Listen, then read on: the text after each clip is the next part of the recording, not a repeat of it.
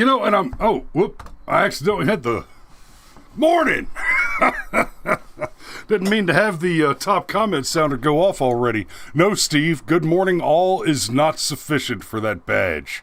You'll have to try harder.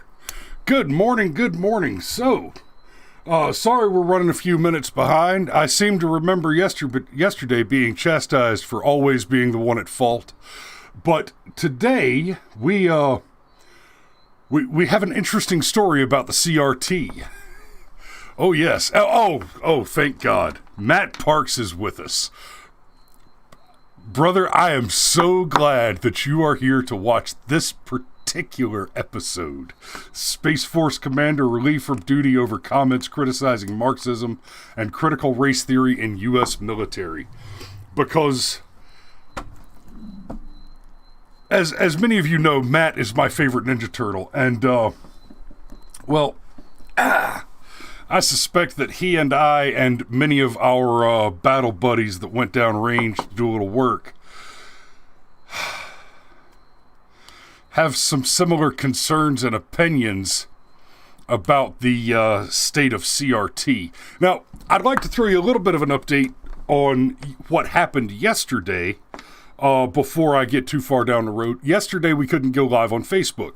And while Cameron was talking at the beginning of the show, I was looking and peeking and trying to figure out why exactly there was a technical glitch on Facebook, and I couldn't find anything. I went and checked the Brushfire Mind page to see if maybe I had said something on the show that got Facebook mad, or maybe even a copyright strike on background music that was playing when we live streamed the wrestling match Saturday evening. Turns out it wasn't anything I said on the Brushfire Mind. It was a comment that I made on Facebook about the Israelis attacking those poor defenseless Palestinian rockets, which apparently is anti-Semitic racism because communists lack humor, satire, and there's another, a functional grasp of the only language they speak, which is English, apparently. And few things in this world grate and aggravate me, other than perhaps having to repeat myself, as much as a person who doesn't speak their first language well. I mean, come on. It's just one language. Right? It's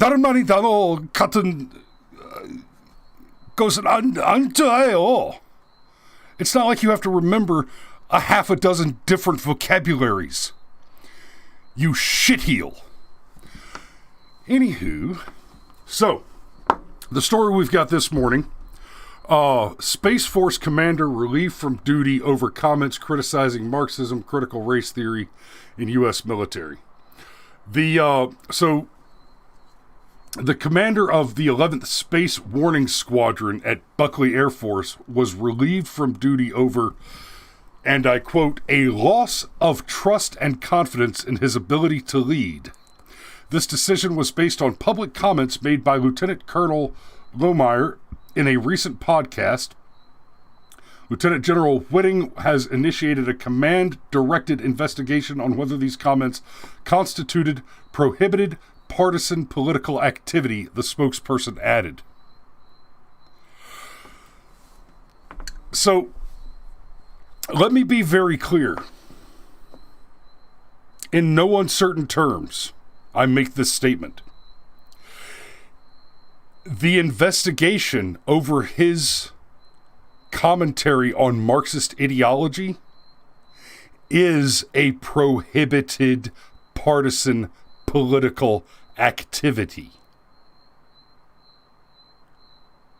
The criticism from Lieutenant Colonel Lohmeier is that the military generally, and this is true of the broader government at large, are engaged in partisan political activity. And I will take it a step further. His criticism is not a personal opinion observation that he's making. It is a statement that is easily backed up with facts. And I will go so far as to say I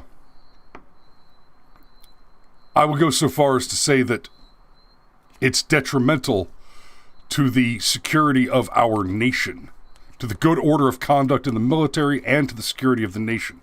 I've got a couple of examples that I want to get to. Cameron, you with us, brother? I'm here. All right. I just hadn't heard from you yet, and we're almost 10 minutes in. I was wondering if you had any thoughts on the matter.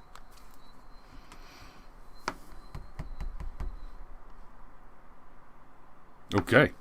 So, anyway, I want to take a moment on this, and we're going to go to this article from back in January. Pentagon denounces extremism after Capitol siege as National Guard prepare for inauguration security. I want you to think back. Remember, for the inauguration, 20,000 National Guard members were deployed to pull security for Joe Biden. Fences and razor wire erected around our White House. Constant security updates. We expect violence from right-wing white supremacist extremists.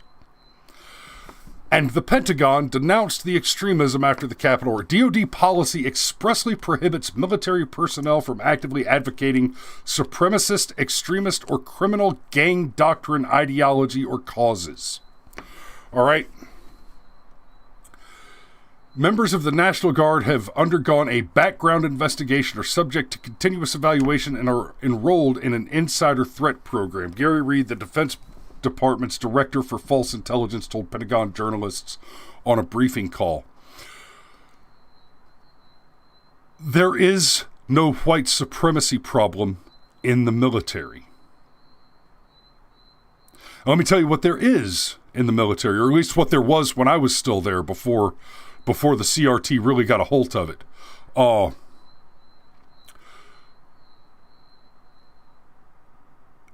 From time to time, gang members, young gang members that haven't been initiated into anything substantial, who at a minimum haven't been convicted of crimes yet. They have a record clean enough that they can join the military.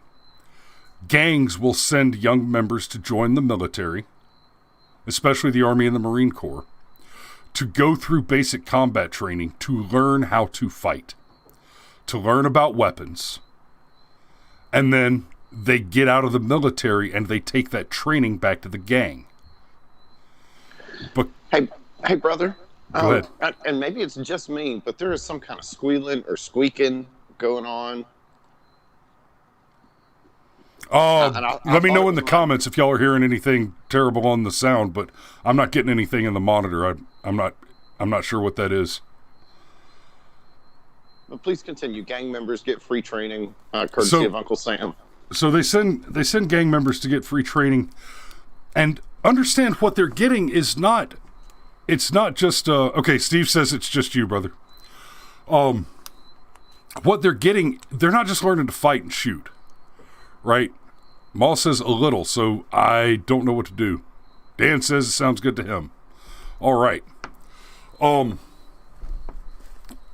What they're getting is not just how to shoot and fight.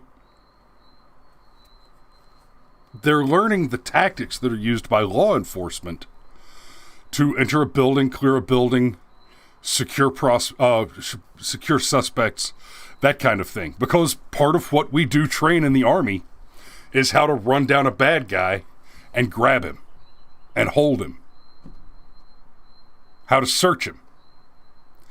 How to deal with the fact that once you've grabbed a bad guy, there's a chance that bad guy is of the suicide detonator variety. And those are things that you have to be prepared for. Now, because of that, one of the things that we're always on guard for is identifying those people and trying to get rid of them, trying to chapter them out of the military, get them out.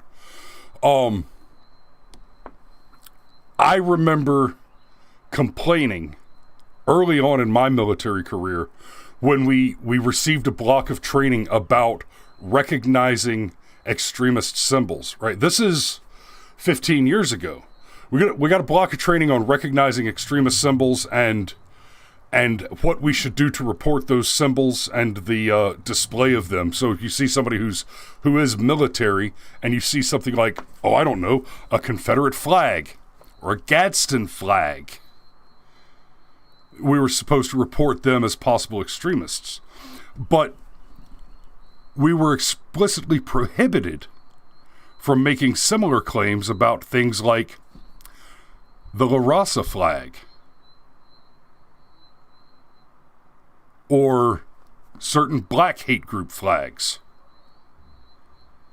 It wasn't quite as explicit then, or rather, it wasn't quite as blatant then, but it was explicitly spelled out that these hate symbols don't count as hate symbols, but these other symbols, where the question of hatred is debatable, are related to white people, so those have to be targeted and eliminated. They were doing that early on. All through my military career, it was supposed to be annual, but it ended up being, 3 or 4 times a year. We would have to go through a sexual assault training, SHARP training, sexual harassment and it's not sexual harassment, rape prevention.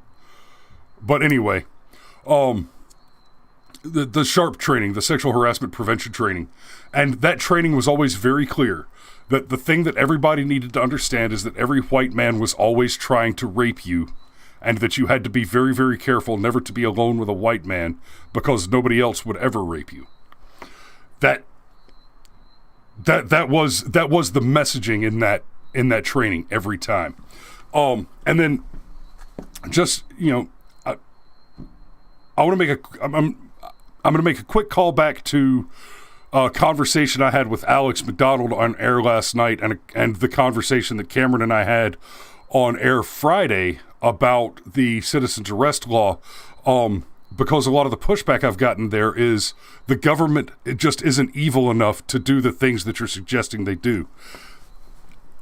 I'm finding it terribly difficult to believe that smart men that I know are willing to go on faith that the government is not as evil as it obviously is.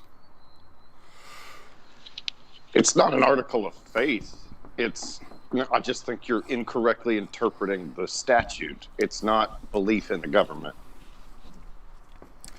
So, and I've had similar conversations to that with my dad, who I think is losing some of his faith in the question as well. The government has been absolutely poisoned by this Marxism. And I want to bring to y'all's attention, if you haven't seen it yet,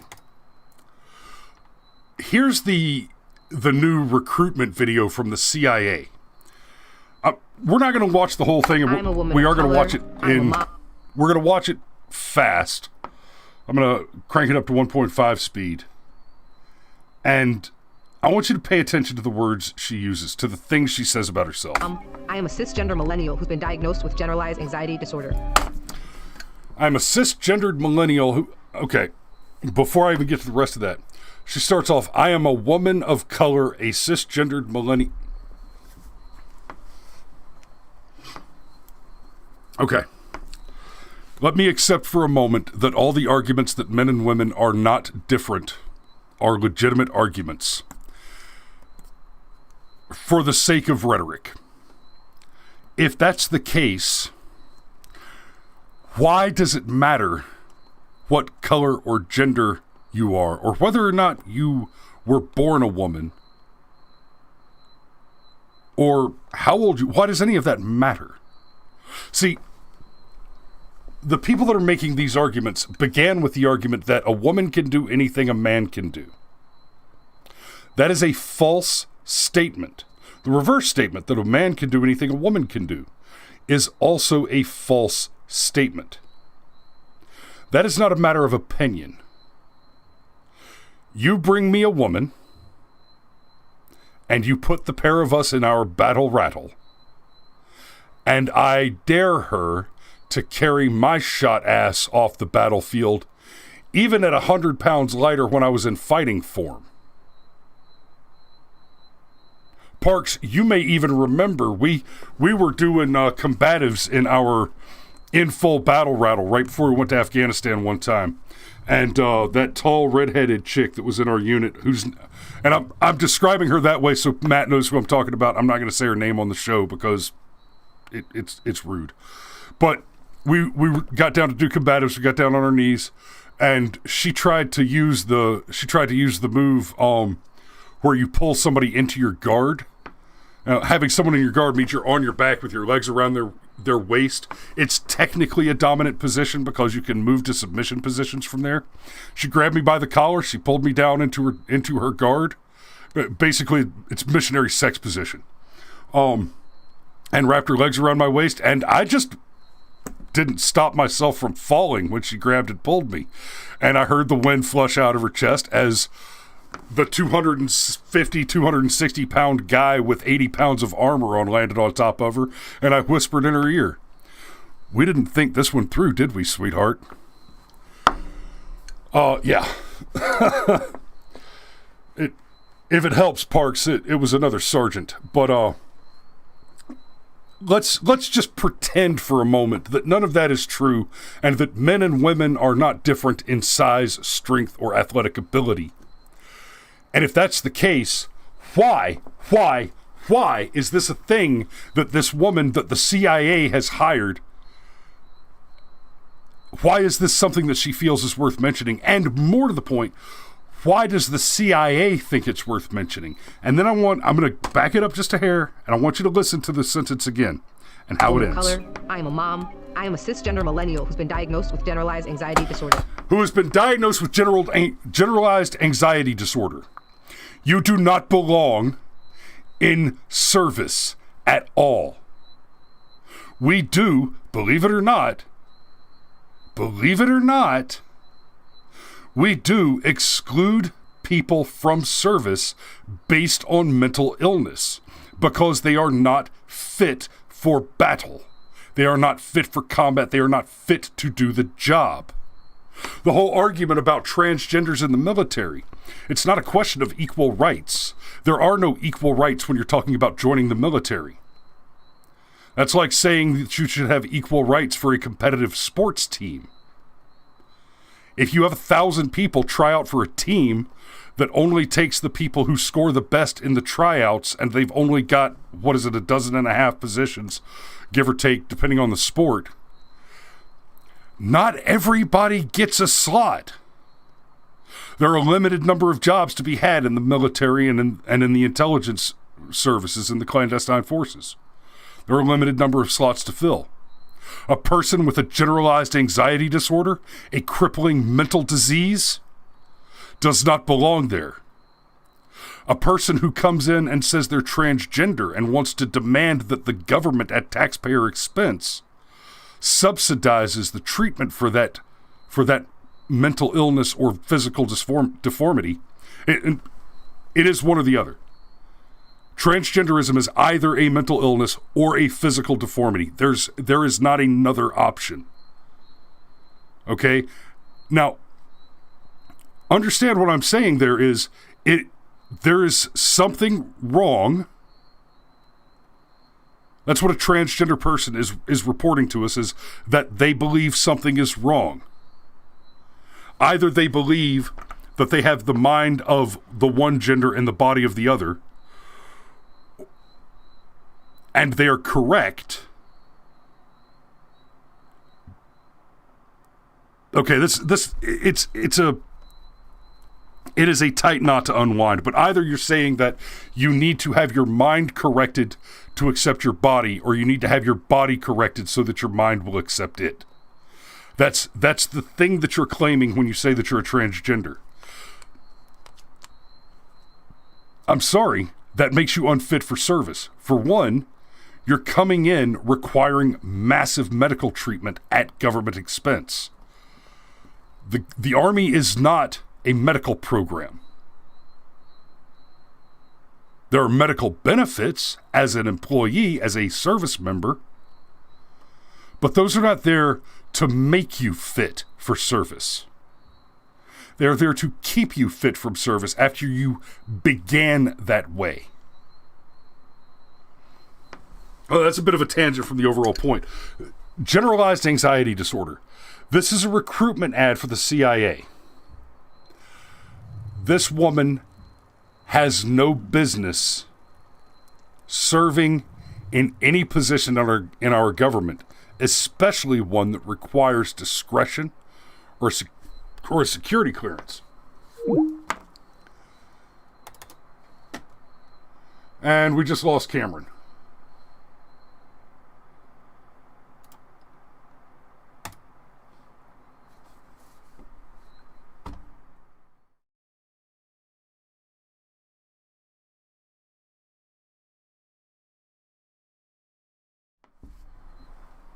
So, yeah, not sure what happened there, but we just lost the Cameron.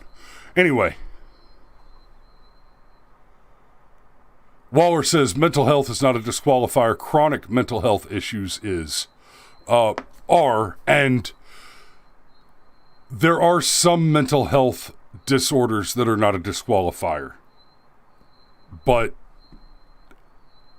that is a shorter list than the list of mental health disorders that are not disqualifiers. Dan says he had some anxiety when he was at Paris Island.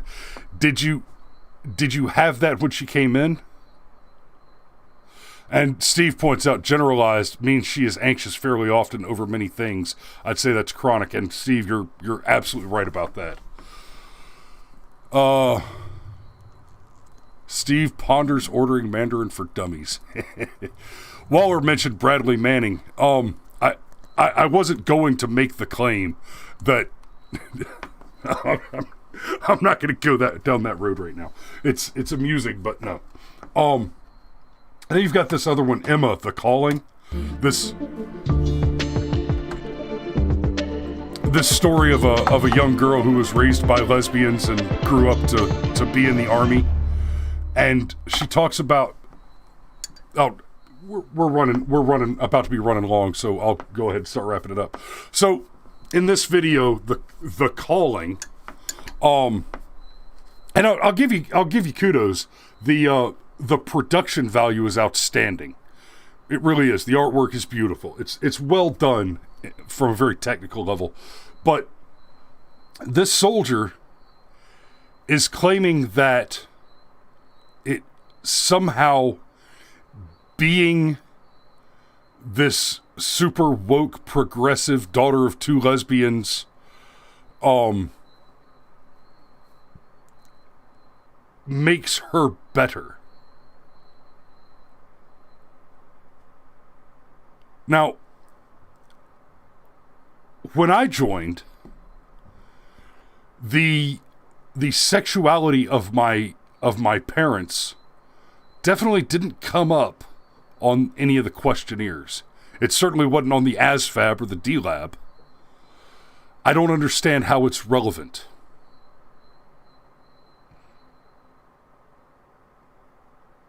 But for these Marxists, for these communists, for these cancers on our constitutional republic, that identity, that skin color, that orientation, that plumbing, these are the only things that matter.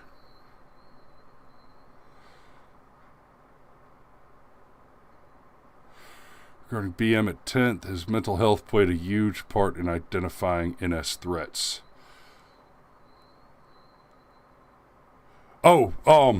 Yes. Waller, that's too much for me to go. It's too much for me to go down that path with 3 minutes left on the clock, but you make a solid point. His mental health played a huge part in identifying national security threats.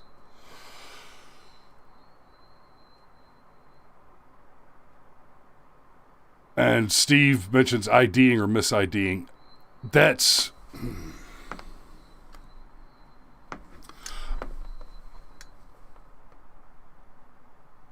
Okay, and Dan mentions they're weeding out Patriot Americans. Yeah, I want to come back before we go any further. No, I'm going to come back to this, and this is where I'm going to end it. Members of the National Guard have undergone background investigation or subject to continuous evaluation enrolled in an insider threat program. If y'all remember, right before the inauguration, there was a spat of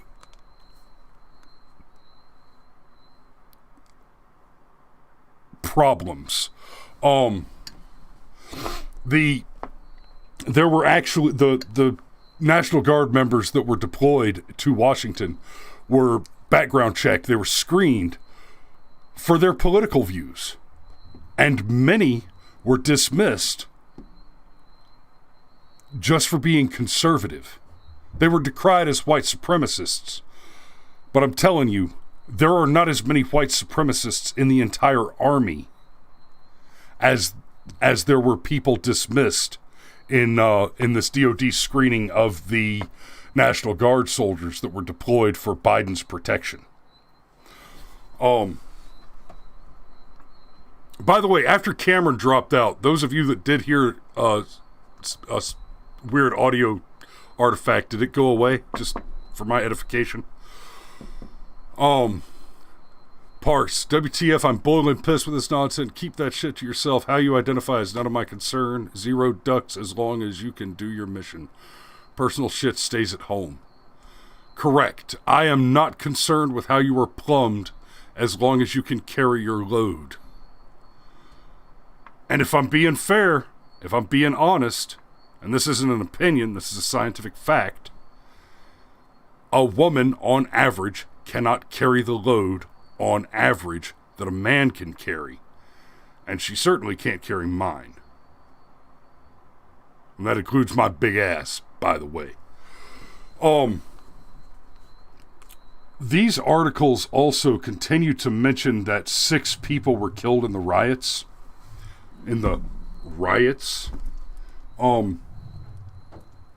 That is also false. It lists, when it talks about 6 people being killed in the riots, it's referring to Officer Sicknick, who died of natural causes several days later. But the newspapers reported that he was beaten to death with a fire extinguisher at the Capitol on the day during the riots. They had to retract all that. But they didn't retract it until after the impeachment and inauguration. Right? The other 2 officers that are said to have died there died several days later of suicide. And we don't know why they took their lives. We don't necessarily know that it was related to January 6th.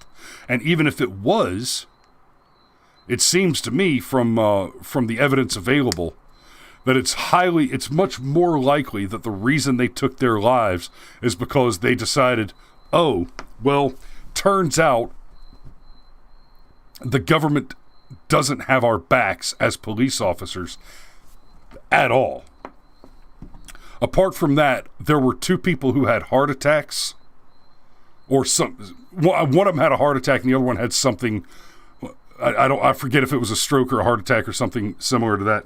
But basically, there were 2 other people who just happened to die of natural causes near the thing on the 6th. Civilians who weren't even involved in the activity. And then, of course, you've got the one person. You've got Ashley Babbitt. The one person who actually died on Capitol Hill that day. An unarmed protester, U.S. Air Force veteran, murdered by a yet unnamed Capitol police officer. Well, they're out there crying about systemic racism and the murder of George Floyd. Every time one of these violent criminals commits suicide by cop, we have to listen to a barrage of news about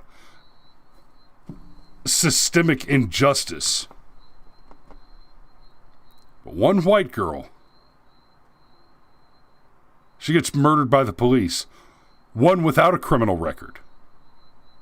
one who was not apparently engaged in any violence. Go watch the video. The story they keep telling is she was breaking in through the window. Go watch that video. She's standing up in front of an open window, in front of a broken window. But this idea that she was climbing through the window, bullshit. I don't think the cop even meant to shoot her. I think the useless son of a whore just fired his weapon randomly into a crowd, behind which, by the way, were the other police officers whom he could have hit.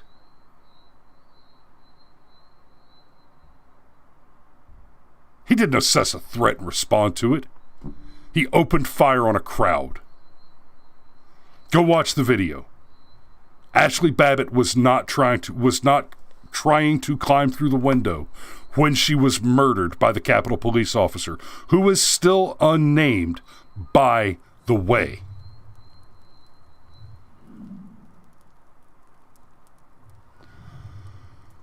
Okay, well, I got spun off a little bit more angry than I had intended to for this particular episode.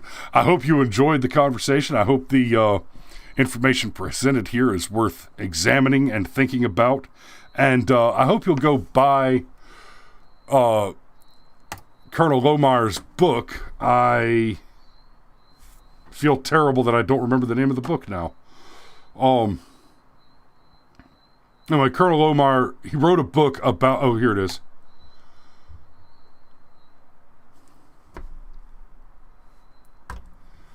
Okay, here's his book on Amazon. Irresistible Revolution, Marxism's Goal of Conquest, and the Unmaking of the American Military in paperback. I will go ahead and drop that link right here in the messages for you guys if y'all want to grab that and help a brother out. Apart from that, I think that's a show for today. Y'all be safe out there, and I will